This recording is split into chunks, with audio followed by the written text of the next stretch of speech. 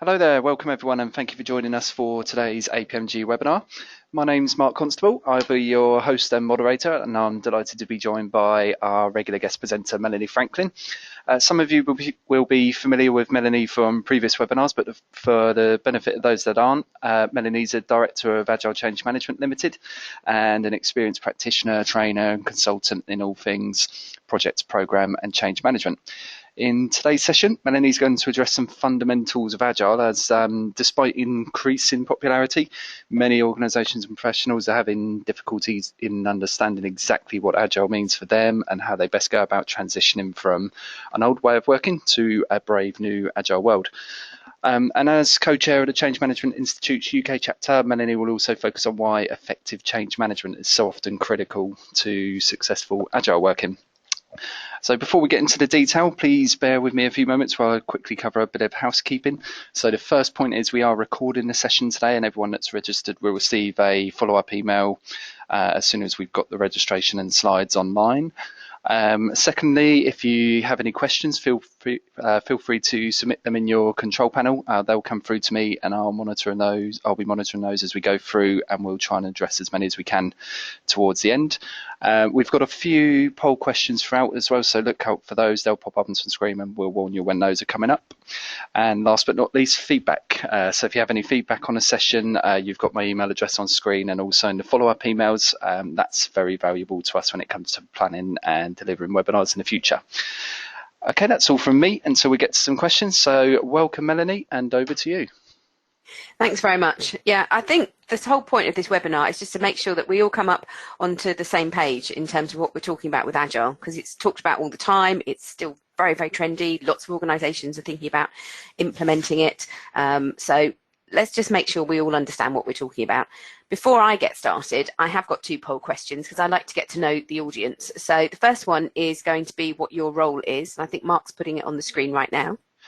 Yep, that one's on screen now. So yeah, a few options there as to what best describes your current role.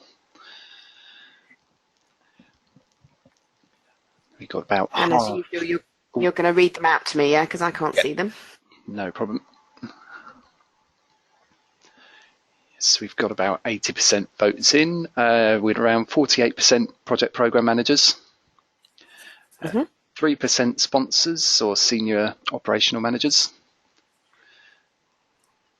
12% change managers, 36% other. Okay, well, gosh, the other, that leaves the door wide open, doesn't it? And the next thing is your level of knowledge. Okay, so that's on screen now as well. So how would you describe your Agile expertise? We've got a few options there.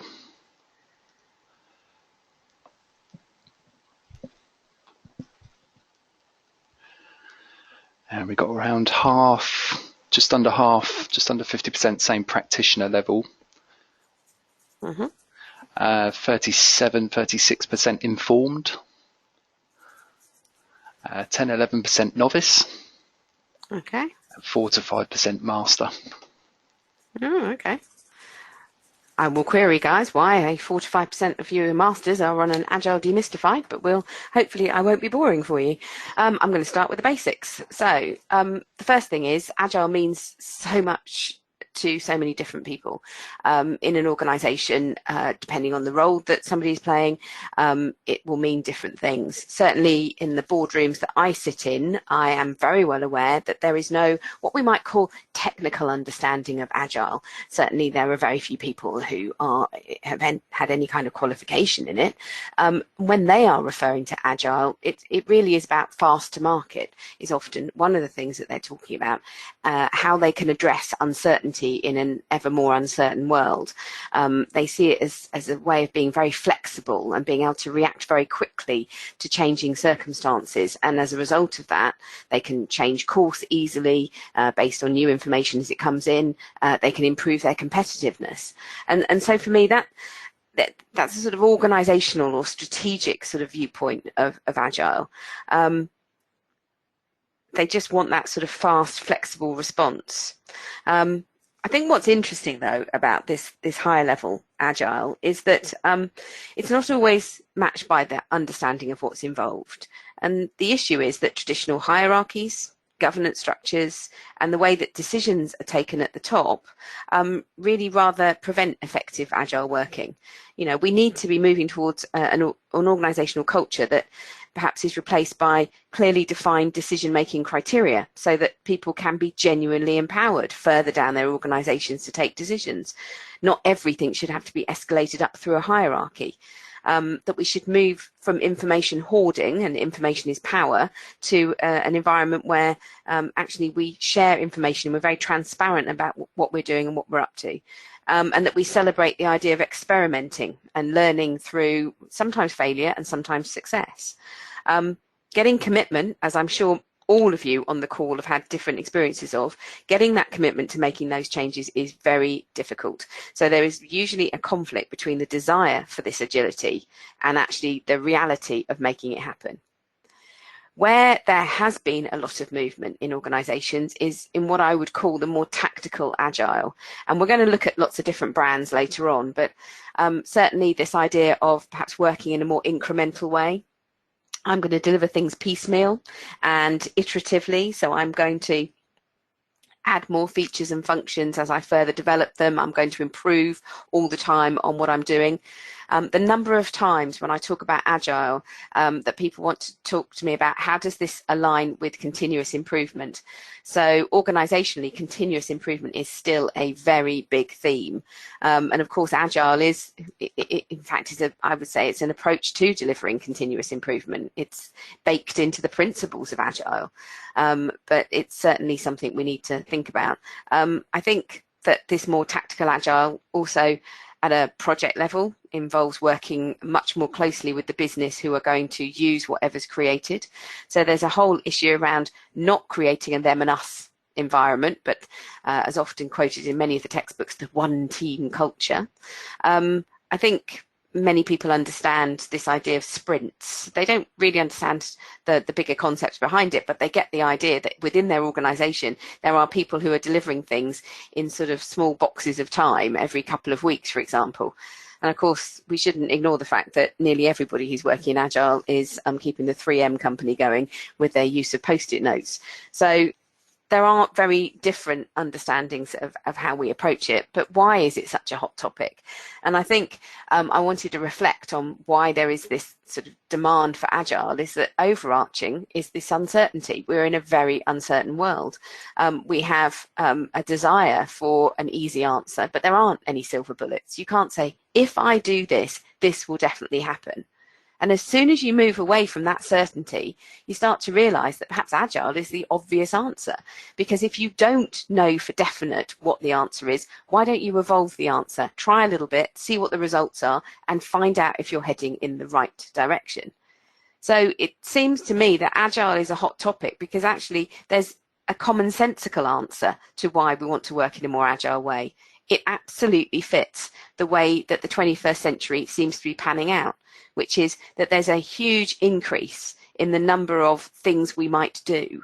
There's a huge increase in the volume of change because as the interconnectedness between various systems and processes we use means that if you try to make a small change, you can't. There's a domino effect, and that therefore one small change triggers hundreds of other changes because everything's interconnected.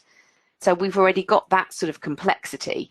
We've got social media and the use of the internet driving much greater demand for engagement with customers and a much greater speed at which they can respond to things. Things can go viral and organizations can be caught on the hop if they haven't got a response. If they haven't got a sort of agile way of working where they are seeking out what those responses are and are ready to reply to them, then they are often in serious trouble. And the PR, the negative PR that can take over can be very, very damaging for them.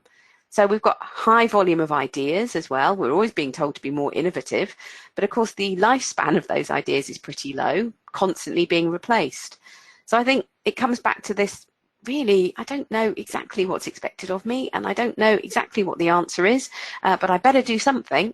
And so incremental delivery, iterative delivery, the cornerstones of Agile probably are the things that make the most sense. I think it's worth mentioning though, and I will give a shout out to McKinsey now, in that they do publish some really interesting things around agile working at a very strategic level, in that the sort of papers that they're producing are providing some of the statistical data-driven analysis that indicates that agile is the right way to be going. And I think that feeds this more strategic approach to agile as well, as you can see in there, in terms of the sort of this is the stability versus the dynamism of organizations. And you don't want to be in an organization that's trapped down there in the bottom with sort of the unstable practices, so lack of reliability, but also you're not very speedy and very responsive. There's an awful lot of evidence that suggests that those with a more agile approach to how they work are in the top quartile for all sorts of measures, from employee engagement, customer satisfaction, to profitability. So I think it's worth thinking about how some of this data that's out there is starting to feed the view that agile is definitely the way to go. But certainly I don't see anything about agile dropping off as a hot topic anytime soon. And I think it's worth thinking about the fact that actually agile gives us a number of very clear benefits. If you're working alongside those that are going to use what you're delivering, then you're less likely to build the wrong solution. If you have got a mechanism by which you're sourcing their feedback and you are acting on their feedback, then if you are going down the wrong path and they're telling you that, you can course correct. I think that we are looking at this iterative development and the incremental development as giving us an early return on investment. At the end of the day, one of the things that's really advantageous about agile is that, and I see this from my sitting at a sort of director level, is that what I'm not expected to do now is perhaps fund the full life cycle before seeing any kind of return. Instead, what I'm seeing is that perhaps fairly early on, something from an initiative is actually fixing a problem we've got or exploiting an opportunity that we have, but it's certainly delivering to me some cost benefit. It might be cost reduction, it might be revenue increase, but it's certainly doing something valuable for me very early in the life cycle.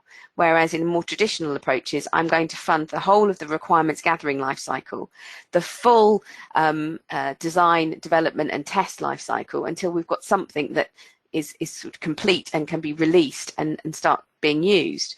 There's nothing wrong with that approach, but it does change the funding cycle. I have to fund for a much longer period of time. Whereas with Agile, I'm going to get something back much earlier.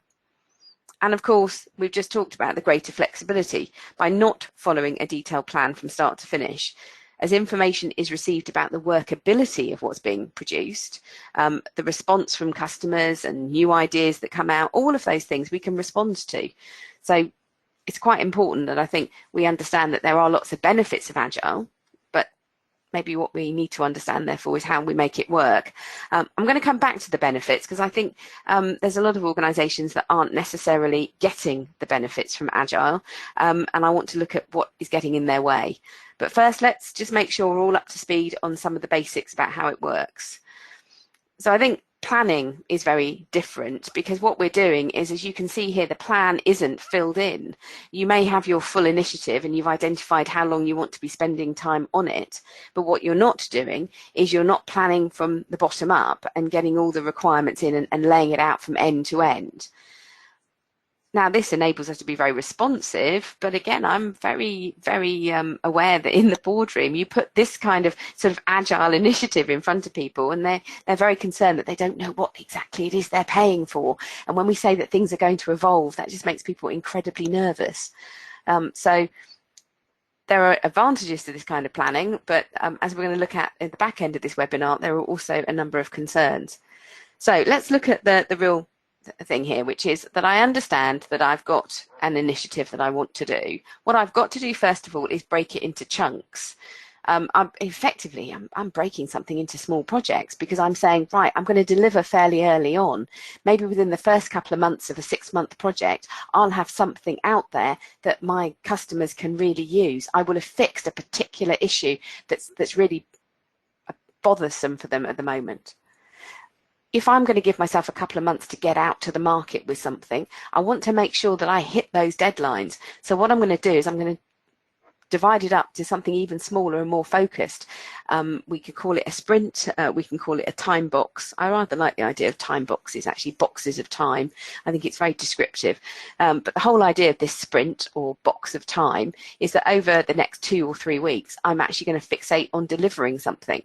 So whatever that X is, and it's going to be part of the thing that I want my customers to be able to use. But I've worked backwards and I've worked out what are the constituent parts, and that's what I'm going to focus on.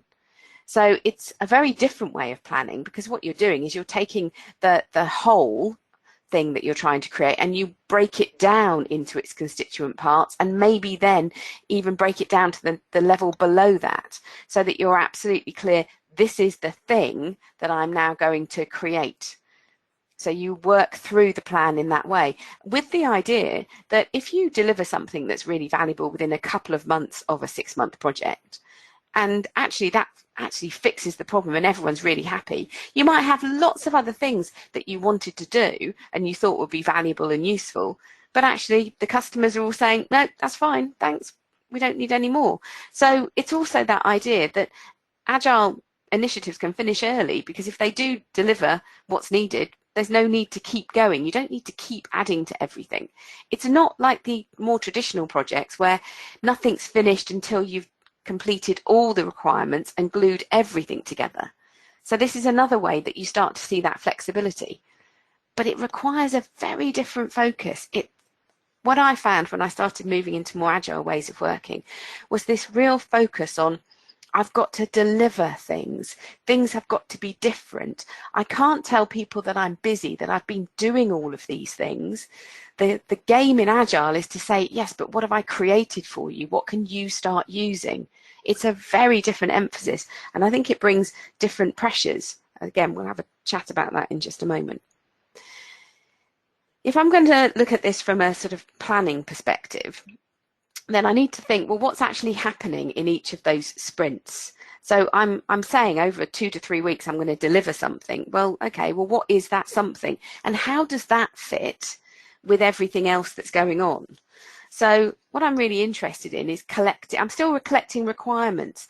Some of the things around more traditional methods haven't changed. We still need to discuss what it is we're trying to create. But what I really like in Agile is that we're creating requirements in this this is a format called a user story. And you are writing it from the perspective of a user, a real person, a real role.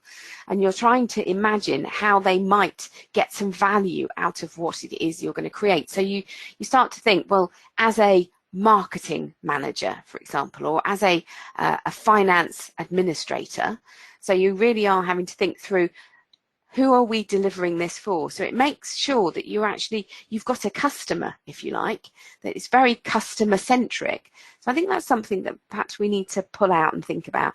That Agile, through this idea of a user story, actually puts the customer front and center, because you are always thinking, I'm going to create something because I know the customer will want this. And then you have to be very clear about what is it that you're creating. So what is it that they need? Notice I haven't used the word want there, but they need something. So as a finance administrator, I need this process to be automated so that, and then we get into the benefit.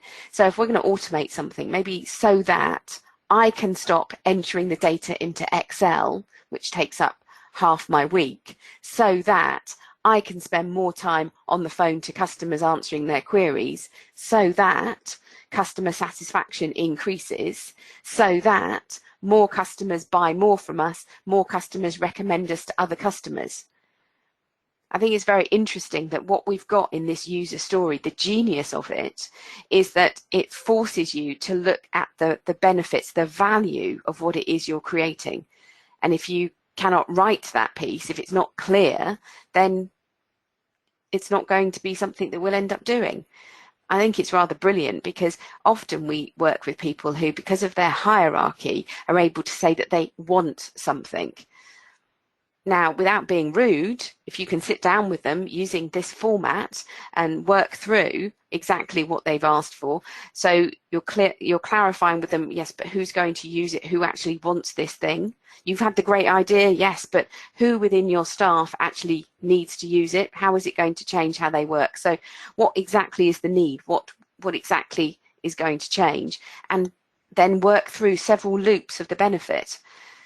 Note that I went through the so that, you know, I can stop spending my time entering data into Excel, so that I can spend more time with the customer, so that the customer gets more satisfaction, so that they recommend us to more people. If you notice how many sort of loops you go through to get to the ultimate benefit, and that's a great game to play with those that you're working with, to make sure that everybody's clear, this is actually worthwhile, or, oh, that's not as good an idea as I thought it was to begin with. So I really like using user stories, this format, to help work out exactly what it is we're doing. And it can get rid of things. It's a great sort of sieving mechanism, because if you really can't fill in the so that, or you're not really clear who the stakeholder is, then you go back to the drawing board. So the stakeholder means that you're really thinking and engaging with your users, your customers. The requirement means you're really focusing on an achievement. And the benefit means that there's a real driver for change. So something very simple in Agile, but really drives what it is that we're trying to achieve in terms of customer focus, early return on investment, doing things that are beneficial and valuable. And going back to this sprint, as you can see on the left here, what I put up is that there's a user story. But crucially, I've thought about the priority of that user story, because whatever I'm going to deliver in Agile, I'm going to deliver on time. So that I'm going to focus on making sure that we're saying that we're going to have something ready by a certain date, that it will be. So I'm making sure that, first of all, I know what that thing is, that we've got a great user story. But I know that I'm working on the most valuable things at any one time, because we've gone through this idea of prioritization. What I've got here is a sort of template, if you like, for what's called a prioritized requirements list. I love the simplicity. The secret's in the name, really, isn't it? It's requirements and they're prioritized. It's also known in other Agile methods as a product backlog. That's an interesting concept. Basically, the backlog is exactly the same. It's a list of things that are still outstanding that are to be done, and it will get prioritized. But obviously, that's not in the name. But I'm very conscious around the world that I know a lot of executives who get very sort of angry with this idea of the product backlog. Backlog is not a good word for them. It sounds like we're running late already. So just be cautious. Prioritized requirements list is a great description and probably helps you.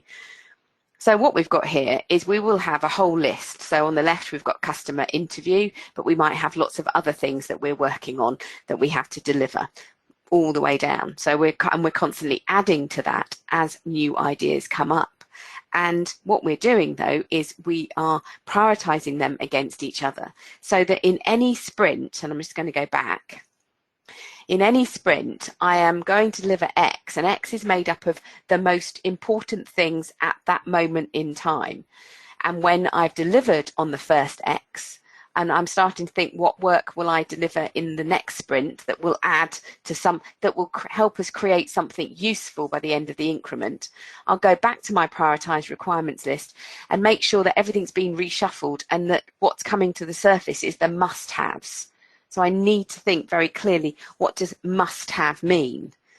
So prioritization is really an important driver of what's going on in terms of Agile. So if we go back, so we've got some choices.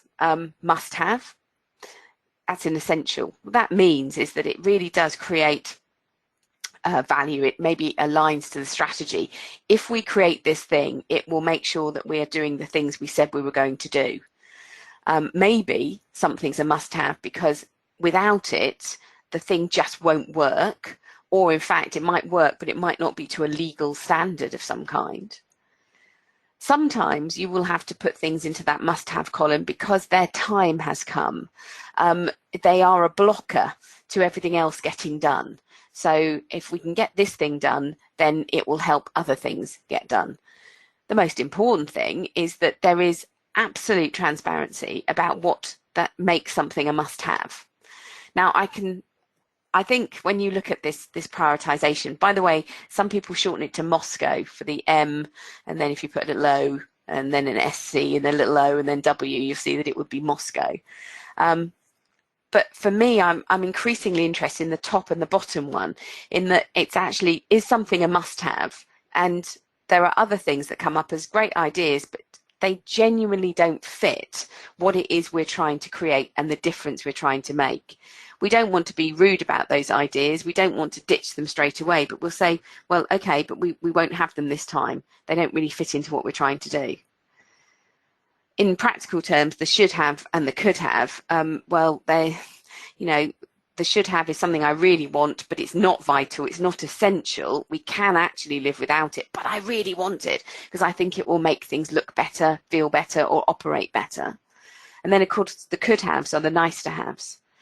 I'm finding increasingly that the only thing that really matters is there's almost a dividing line beneath must-have, and unless it goes into the must-have column, then you can forget it, because there is so much competition for our time these days that the thing that we must concentrate on is just sifting out those things that are essentials.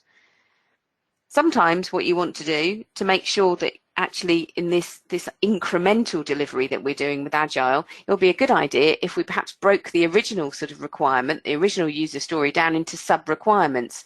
And if we're going to do some interviews for customers, we might recognize that perhaps we could do that for UK, if we're based in the UK, and then everybody else, overseas customers.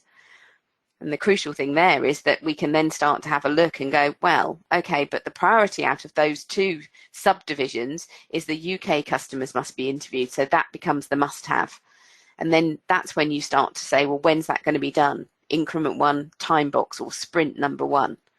So your prioritized requirements list makes you very focused, I think, on exactly what it is I'm going to do when I'm going to do it, so that there's no misunderstandings.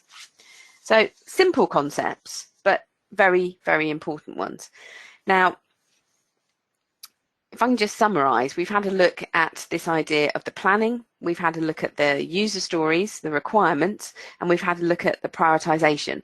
So that gives us a sort of feel of some of the key things that are happening. I wanted to do some terminology busting while I was here as well. So hopefully we now know about Moscow prioritization, and we know about user stories, we know about sprints, and we know that they're the same as time boxes, and we know that there's a prioritized requirements list, and we know that that's the same as the product backlog that's sometimes talked about. So that's given us a few of the basics, but let's have a look at about the fact that we mustn't forget that Agile is a different way of working. So those are all sensible things that I've called out so far. But let's have a look at how Agile works in a different way, if you like. Agile turns our traditional approach to delivering new ideas on its head. Instead of gathering all the requests, all the requirements up front, and then working out how they all fit together. So as you can see the top diagram here, I'll gather all those jigsaw pieces. I'll work out, how they all fit together, and then that's what I'm going to deliver. And I'm going to deliver that at the end in one big heap. So it all fits together, and it all, it is exactly what's required. And that sounds like a really good thing. So that makes sense. Yeah. But Agile, very different. I still want the value. I still want the success.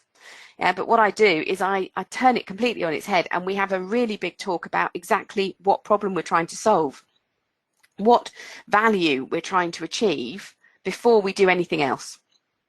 So it really is talking in a much bigger picture to begin with. You start to sort of say, yeah, but what's the problem here? Why are we bothering even dealing with this? How important is this problem compared to all the other things we're trying to sort out? But once we're all in agreement and we've scoped it properly, so there's a huge value in having these conversations and saying exactly what is it that we want to do. And you might even run sessions where you're talking to your customers, your users, and saying, well, what is it that we want to do? And is there something we definitely don't want to do as part of this? So being absolutely clear what's in scope and what's out of scope. Then what we're doing is we have lots of different ideas. As you can see, there's lots of different jigsaw puzzles. Which one do we really want to go with? And we might go to that one on the right and go, okay, we've had a look at all the different ideas, but we're clear that this sort of simple jigsaw, this 4-piece jigsaw there, brightly coloured, that's the one that's going to give us the right value for what we've been discussing. So then we make a move, and then we start to actually deliver incrementally, knowing that the yellow piece perhaps is going to solve some of the customers' most annoying problems up front. And then the red piece, we'll get onto that because that will be really useful for us internally to make something more lean and more efficient. And then we go on and then we'll do the green piece. And you can start to see that actually what we're doing is we edge towards it. And at any point, it might be after that we've delivered the third piece of that jigsaw, we realise that we've done it, we've cracked it. We've solved some of the customers' problems, we've improved our own internal approach and processes, and we've given customers other things that they want to buy, and we're getting increased revenue. We don't need the blue piece. The blue piece was always a nice to have, and now we've realised we can stop at that point. But it's a different way of thinking about things, and the old ways were to sort of gather the requirements up front, and then work from there. But the new ways, you've got to brainstorm your ideas based on what value you want and be prepared to develop only part of them, get the feedback and see what works before you move on. Another way that Agile is different is that if we accept that we're working sort of almost on its head backwards, if you like, that the constraints under which we operate, now these become different. This is a different set of rules. I've taken this from the Agile PM handbook from the Agile Business Consortium, as I think it's a really simple way of just showing what really changes. Is that if we are going to let our solution evolve, because we're not really sure what all the features and functions are that we're going to need, so we're going to let that become the variable. That's what's going to change. What we are going to have is we're going to have some kind of constraint, some kind of deliverable that we focus around. And in this case, what we're going to do is we're going to go for time, because it's very important if you want to deliver return on investment that you understand how long you're going to be spending on things, because time is connected to cost. As far as time is concerned, a huge amount of our costs are based on how long we have to stand a team up for. So of course, the longer we take, the greater the cost, because the greater we've got those team members being paid for. So if we can agree, we're going to give this problem 6 months, we're going to put together a team of 10 people for the next 6 months to solve this problem and to get value out to the customers, that becomes the orientation point. From that, and I'm just going to go back, there we go, we've got 6 months in front of us. So now we can start to think, well, maybe I will give myself a couple of months to get something in front of customers in the first increment, another couple of months after that, and another couple of months after that. But you can see already, can't you, that by agreeing a time scale, what we've done is we've got some shape to what we're doing. We've got some structure. If everything remains variable, then it becomes the Wild West. It's absolute chaos. We have to have some orientation point. So let's make sure that we deliver to a certain timeline, and that will help us control the costs. One of the controversial points might be the quality here, in that, as you can see under a traditional approach, there's a claim there that perhaps quality isn't as fixed as we thought it was. And I think that goes back to the fact that if you're doing a lot of your quality testing for whatever it is you're delivering, in a traditional approach, you can't really do that until the end, because you're pulling all the requirements together to make one whole. And it's only when you've got that whole that you can start testing it. And of course, the problem is, if that happens towards the end of the project life cycle, then, well, sometimes a few of those tests get dropped because you're desperately trying not to be late. You might have a little bit of flexibility over time and cost. And in fact, that's what's got project management a bad name, in that sometimes we do deliver late. Just looking at Crossrail and how they were examined in the House of Commons this week for running late yet again. Nobody likes us to run late, and so what tends to happen is maybe we skip a few tests, a few quality checks, just to try to stick to the deadline. So in traditional approaches, sometimes that happens. Whereas in an agile approach, what we're going to do is we can't really do that, because what we're doing is we're going to test the quality of something in every sprint, and it will only go live if it absolutely meets its quality criteria. And so you don't have a whole heap of testing towards the end of your project life cycle. So what we've got here is it's the features that are variable, and that gives us that flexibility to say, well, based on feedback. We can genuinely operate based on feedback, because if we're being told that something doesn't work, then we can adjust to it and say, well, we'll drop that feature, but something else might be even more popular than we thought it was going to be. We think, well, we'll actually do more on that piece then.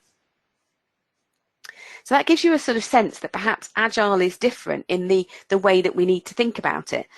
And I wanted to use the last sort of part of this webinar to look at how that gets organizations into trouble.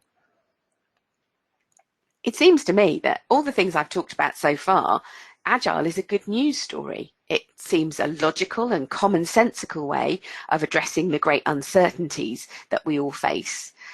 It gives us the flexibility to address those uncertainties by not promising everything up front and being able to adjust based on the feedback as we continue to roll things out to customers.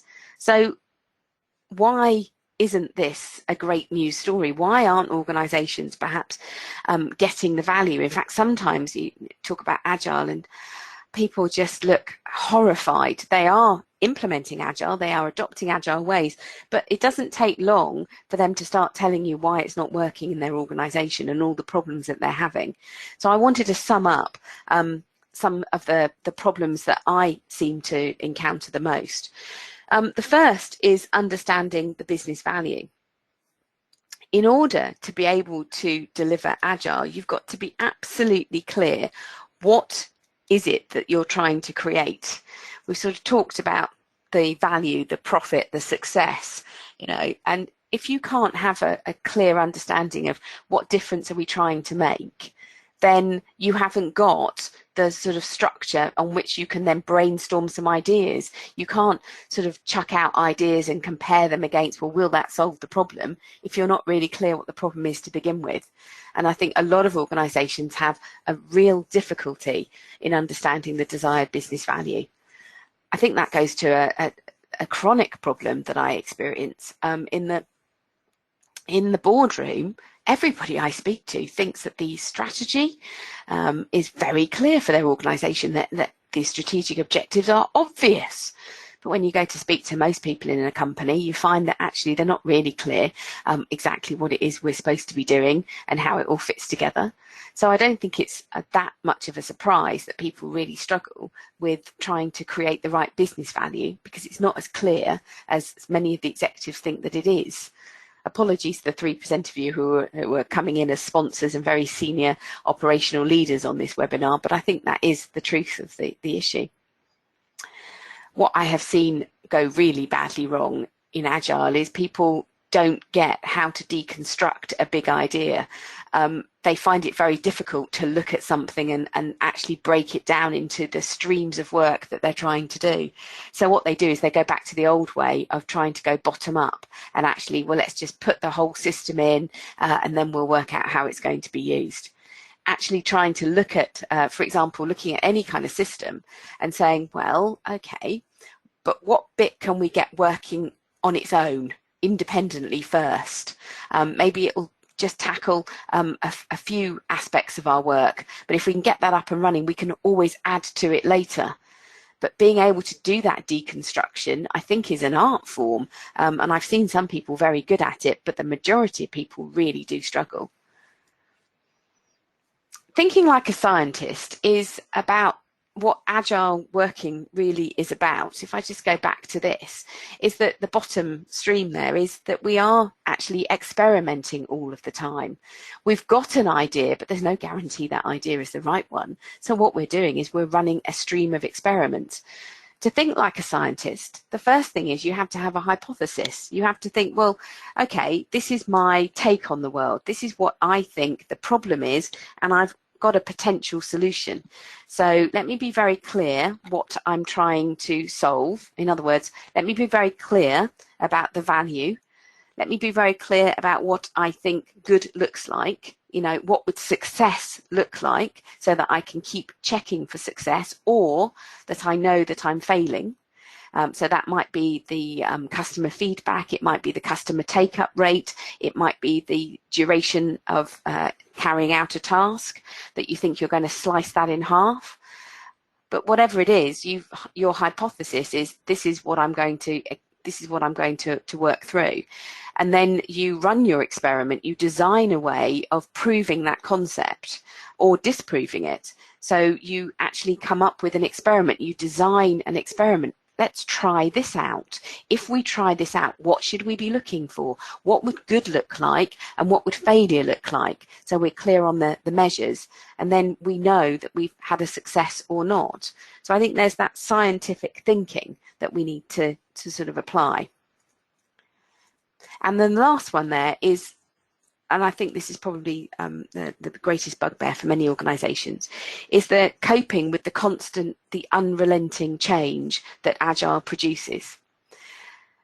Agile makes sure that at the end of every sprint, certainly, that there's a delivery of something. In fact, I'll go back to this picture here so that we've got it in front of us.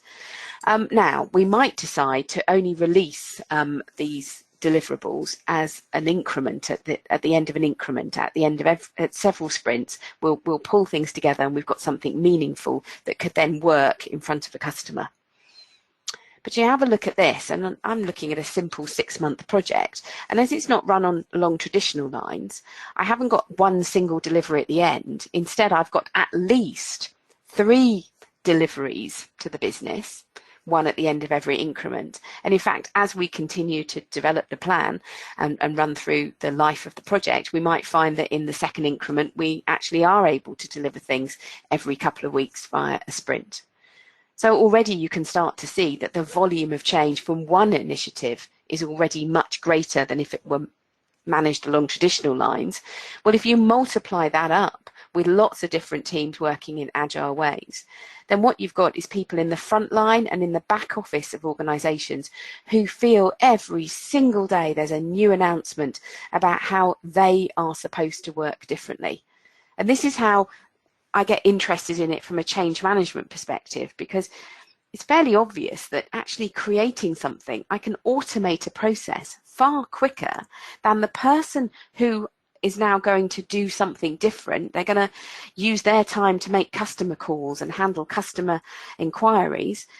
It's going to be far easier for me to sort of automate that process and make it run like clockwork than it is for that poor person to learn a whole new way of working, and for that new way of working to become their new norm, their new habit. That's a psychological transition. That's a behavioural change. And how long does it take us to change our behaviour? I started going to a new gym at the beginning of the year, and we're at the end of the first quarter now, so 12 weeks before it starts to become a real habit, and that's about how it feels now. It's now become the new norm for me. I get in the car and I don't think much about it, and I get to the gym and then suddenly I'm in the gym car park and I'm ready to go. But it's taken weeks of going to the same place time and time again before it's become the new norm. So we have a couple of problems. Number one, the sheer volume of these changes that people have to process, and a recognition that their ability to sort of adopt them and adopt these new ways of working that are being triggered all the time takes longer than the creation of new ways of working. So there's always this lag, and eventually they just get to a point where they're in the middle of trying to sort of learn and remember a new way of working when they're asked to do something different over here and something different over there. And eventually they get to a point of just sheer overload. And I think that is, again, one of the issues where we're not seeing the value of Agile. Another terminology busting moment is that at the end of the sprint, we've created something. Well, in some Agile methods, that's called the minimum viable product. It's also known as the minimum usable subset. Minimum. That's quite an interesting word, isn't it? If you're in an operational unit and you get something that's got the absolute minimum number of features and functions, you pretty much know that you're probably going to have to make up the difference with a bit of manual working perhaps, or it'll just be a little bit more convoluted to use because it hasn't got all the features and functions in it. So I am very well aware that I've seen executives go up like a firecracker when you talk about the minimum viable product, because they realise that their staff are going to suffer when they get the minimum of anything. So perhaps one of the things we need to think about is that whilst we can deliver on a sprint by sprint basis, sometimes it's quite important to roll things up into something that is sort of easy to use from a customer point of view, that maybe has got variety of different features and functions pulled together, so that as a whole they can get something done without having to sort of adjust their brain all of the time. So in summary, I think that you can hear that I absolutely love the Agile way of working. I think it absolutely makes sense, but I'm very well aware that Agile is different, and actually there are a lot of organizations who are really struggling to squeeze the benefit out of Agile because of some of these issues here. They're not stupid. These organizations are not stupid. So if they're struggling with Agile, it might tell us that actually, whilst it sounds simplistic, there are actually a lot of complex threads running through it. The emphasis on the customer, the emphasis on return on investment, the emphasis on continuous feedback, continuous improvement, continuous delivery. These are all things that have the capacity to upset a business. And I think that perhaps one of the indicators that Agile is a lot more complicated than it looks on the surface is perhaps the proliferation of brands. I wanted to close on a last point. Now, this is something I put together at the end of 2017, because on the top right there, I'm a founder signatory of the movement called the Agnostic Agile movement, in that we don't really care what kind of Agile brand you're using. We're just really interested in helping people to work in a more Agile way. And I'm just going to work back from 2017 across, and you can see that there are lots and lots of different things happening within the Agile world. And I'm going to pull out a few things, because there are a few brands in here. So the first thing I want to talk about is the Scrum Alliance. The Scrum Alliance was launched around the beginning of this century, and what you can see there is that they've got quite a few qualifications, things like the Certified Scrum Master, the Certified Product Owner, the Certified Scrum Trainer, the Certified Team Coach. There's a lot of qualifications that they've launched. I'm a big fan of qualifications. I think the more you learn, the better. But it's worth noting that those qualifications are there, and that they put them out role by role. We've also got something on the top there. In 2011, there was the launch of something called the Scaled Agile Framework. Scaled Agile, meaning that instead of just looking at how to run Agile for a particular initiative, what you've got is how it's scaled up. What do you need to do if you're running a variety of teams who are using an Agile approach? And on the right there, at 2013, you can see that something called LESS, Large Scale Scrum, was launched. Down the bottom, from 2010, we had what used to be called the DSDM Consortium, now rebranded as the Agile Business Consortium, launched with APMG their qualification called Agile PM. There's been over 100,000 exams sat in Agile PM, so it's obviously doing something right, and I'm a big fan of their approach. But that was 2010, and shortly afterwards we had the Project Management Institute come along with their Agile Certified Practitioner qualification, and also another brand of Agile called the Disciplined Agile Approach. It's called DAD. So we've got SAFE, the Scaled Agile Approach, we've got SAFE, we've got LESS, we've got DAD, we've got Agile PM, and we've got Scrum. And they are all ways of approaching Agile. When I do my Agile PM training course, I spend a lot of time trying to show how they all fit together, actually, so you get a comprehensive picture.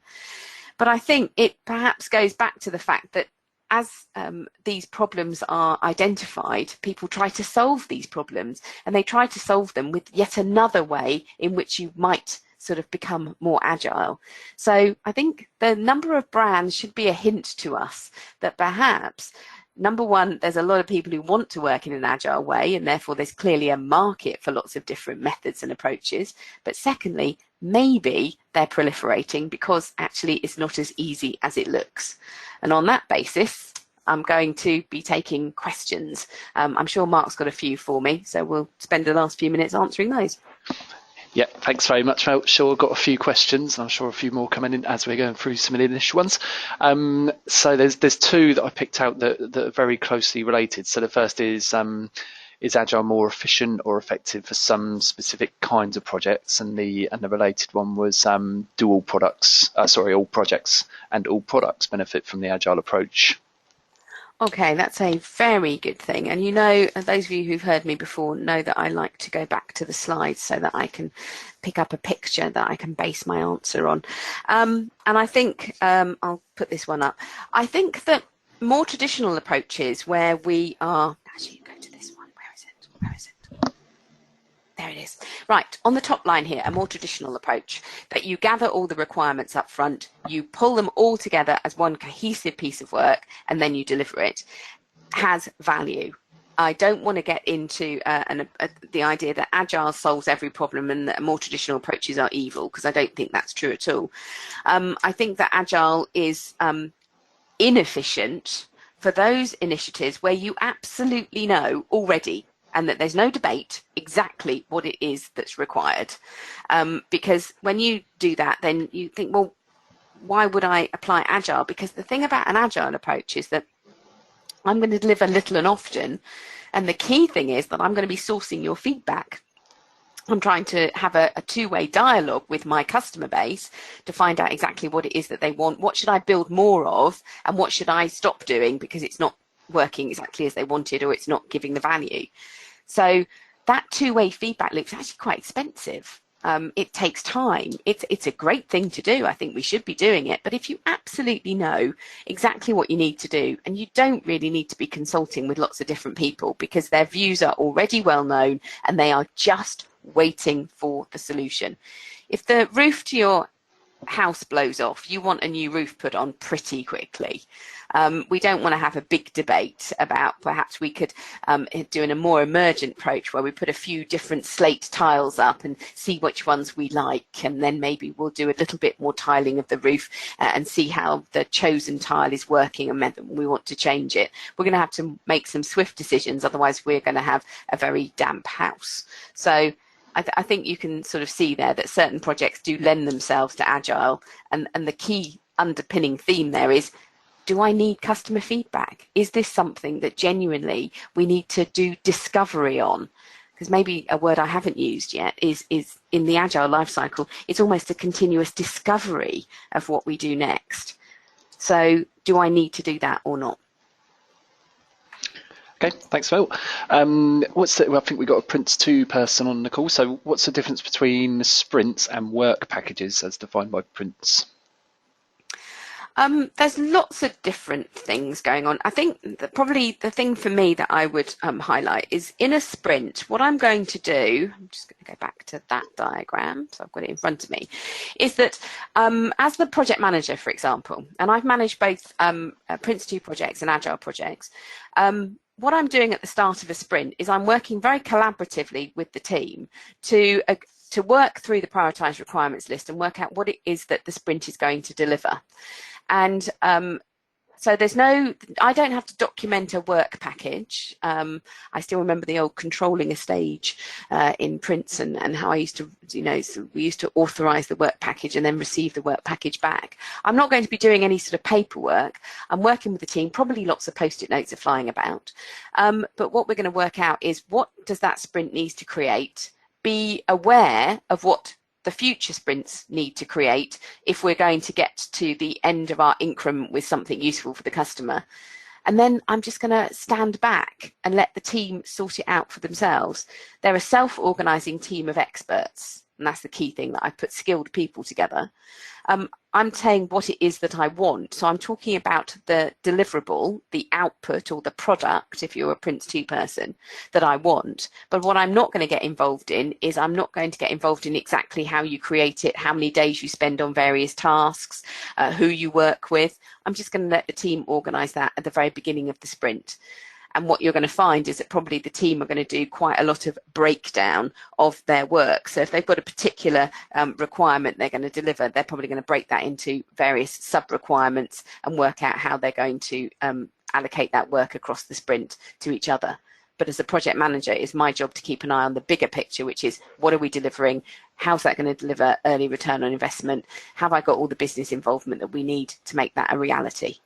So that's what I'm doing. It's a very different role, I think. Hopefully. Okay, thanks, Mel. We've got someone working in a large multinational trying to implement agile practices, but it's got some challenges. So working across 3 or 4 different time zones, everything's virtual, and most importantly, very difficult to get business stakeholders on board with agile principles and change their mindsets. So the summary question is, I guess, how can agile be implemented in virtual teams that span the globe? Well, I think in all of my successful agile adoptions, and I'm not going to claim I'm a genius, because we all have unsuccessful agile adoptions. It sounds like this person's already got quite a few problems.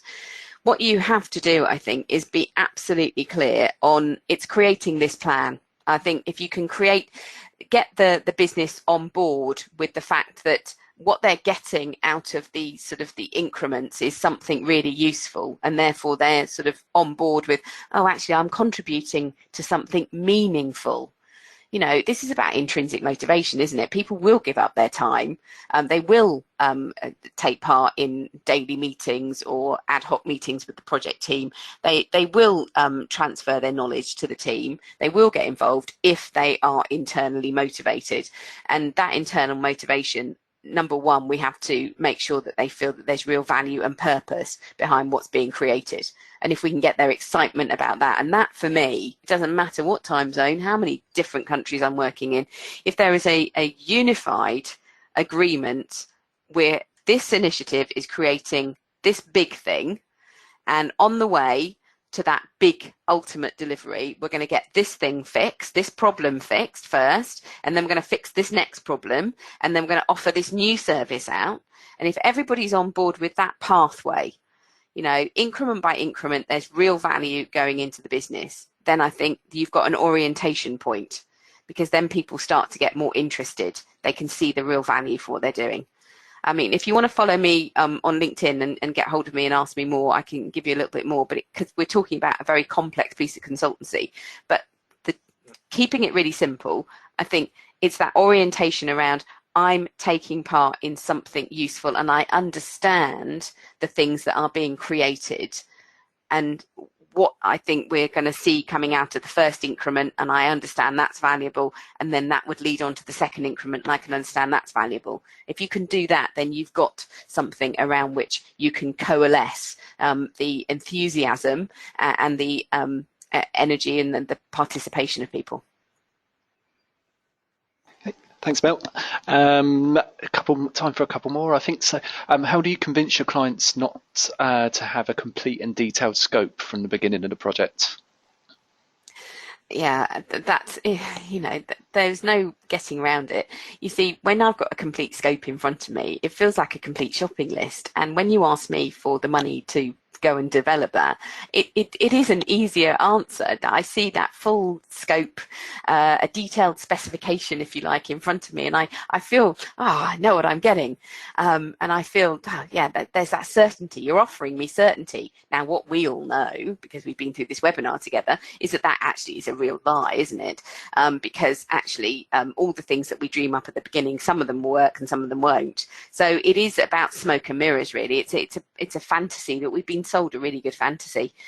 So instead, what we need to do is it's all about turning it on its head and selling that to people. And again, it's a very similar answer to the one I've just given, which is that what you need to talk about is not every single element that goes to make up your delivery. What you need to be talking about is exactly what that delivery will look like, how it will operate in the future, who will do what, how it will run, how it will be maintained. Get people excited on and feeling that they have a really deep understanding of exactly what will happen, what you're selling to them, if you like, a new way of working. So give them as much detail as you can. Think through every element of that. That's what you want them to sign off on. All of the features and functions that you then deliver to make that a reality, they can worry less about. So, but they do want to worry about the detail. So being human accepting that they want to worry about the detail, give them the detail, but give them a different type of detail. It's much more about the future way of working and not the thing that they're buying. And certainly from my perspective, I've seen that that's worked very, very well. Okay, thanks, Mel. We'll wrap up with this one. So any suggestions on the first steps to move towards an agile methodology from waterfall? Where is the best place to start to understand how this can be adopted? It might sound trite, but first of all, I think do your research, understand Agile. I don't think Agile is as simple as it looks. I think there is a lot of threads to it. So first of all, make sure that you get yourself educated, and also make sure that you've got a cadre of colleagues who are also educated, so you can have an informed discussion. That's the first thing. Second thing, just take something that there's a genuine reason for doing it in an agile way, and that genuine reason is we're not exactly sure how it's going to pan out. Actually, we do want to do quite a lot of work in collaboration with our customers on this. They might be internal customers. That might be a good place to start. So you might be sort of saying, we want to help you put this, develop an app for something. Well, that will be a good thing. You think, well, that's going to give the automation, that's going to give a streamlined process, but we're not exactly sure all the things that we want to put on that app and all the things we want to leave out from it. So that would be a good thing to do. And it's small and it's standalone. I really cannot advise you enough to get something that doesn't sort of have an effect in lots and lots of different departments, lots of different countries in your organization. Just stick with something that's pretty well ring fenced, but get yourselves well educated to begin with, and then make sure that, so you've got a lot of people you can debate your approach to Agile, but find something standalone and have a go at this kind of planning.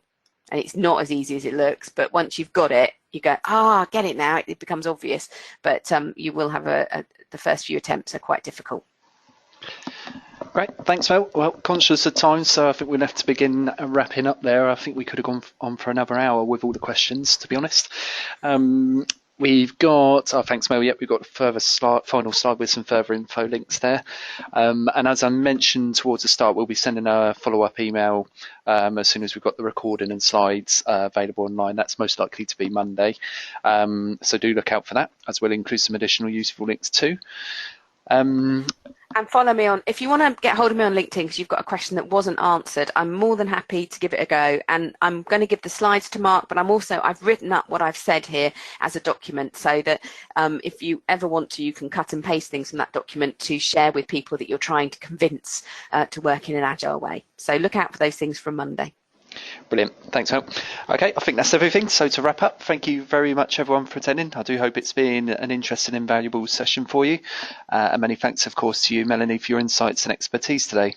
So thanks again, everyone. Enjoy the rest of your Friday and the weekend ahead. Bye-bye. Thank you.